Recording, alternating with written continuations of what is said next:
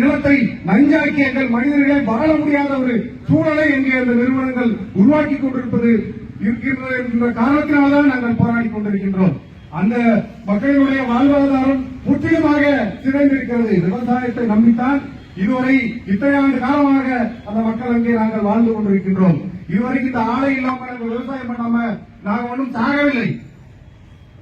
அந்த ஆலையினால் அங்கே உள்ளூர் அங்கு விவசாயிகளுக்கோ அந்த பொதுமக்களுக்கோ எந்த நலனும் இல்லை. அப்படி ஒரு சூழ்நிலையிலும் கூட இந்த நச்சு ஆலையை இங்கு நிறுவி இரவு பகல் பாராமல் நைட்டு அதிகாலை 3 மணி அளவில் அங்கே இருந்த அந்த நச்சு காற்றை திறந்து விட்டு அந்த காற்றை நஞ்சாக்கிறார்கள். அங்கு சுவாசிக்கிற மக்களுடைய நிலையை நீங்க நினைச்சு பாருங்க.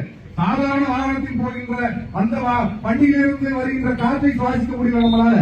அங்கிருந்து ஆக கழிவு அழுகிய மீனுடைய வாடை, அங்கே அதை சூடாக்கி வருகின்ற வாடை எவ்வளவு மோசமானதாக இருக்கும் நினைச்சு பாருங்க. கிட்டத்தட்ட 5 கிலோமீட்டர் தூரத்துக்கு அந்த மக்கள் குடியிருக்க முடியல. அவ்வளவு மோசமான சூழலை உருவாக்கி இருக்கிறது. தூத்துக்குடி மாவட்டத்தில் இருக்கின்ற மாசு கட்டுப்பாடு துறைகளை பற்றி கவலை இருக்கா அப்படின்னா இருக்காது.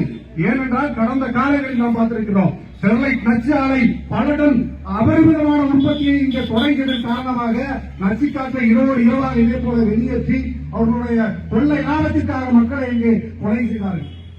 சுற்றுப்புற சூழலை நஞ்சாக்கி நம்மை கொலை செய்கிறார்கள்.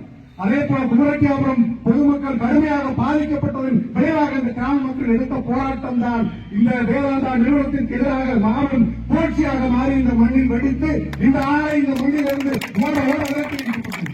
அந்த ஆலை எதிர்ப்பு போராட்டத்தில் 100க்கும் மேற்பட்ட வழக்குகளை சந்தித்து பங்கேற்றவன் நான் என்கின்ற முறையில் இந்த மக்களுடைய பொட்டனூரில் கிராம மக்களுடைய போராட்டத்தில் நாங்கள் இதுவரை உறுதியாக அறிவிப்போம். இந்த ஆலையை 100 முறை நாங்கள் ஒருபோதும் நுழைய மாட்டோம்.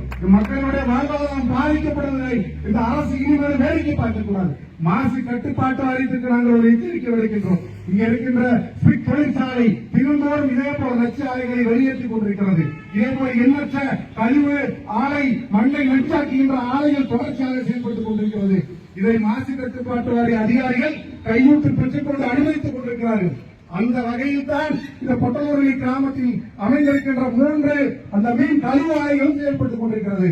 மக்களுடைய வாழ்வாதாரத்திற்காக போராட்டம் எங்களது எந்த எல்லைக்கும் செல்லும். அதை நாங்கள் ஒருபோதும் இந்த ஆலை இந்த மண்ணிலிருந்து நீங்கள் மூட வேண்டும் அல்லது நாங்கள் மூட வேண்டிய சூழலை உருவாக்குவோம் என்று மக்களோடு நாங்கள் என்றும் நாம் தமிழர் கட்சி அண்ணன் செந்தமிழ் சீமானவர்களுடைய தம்பிகள் உடன் இருப்போம், உறுதியாக நிற்போம் என்று மக்களுக்கு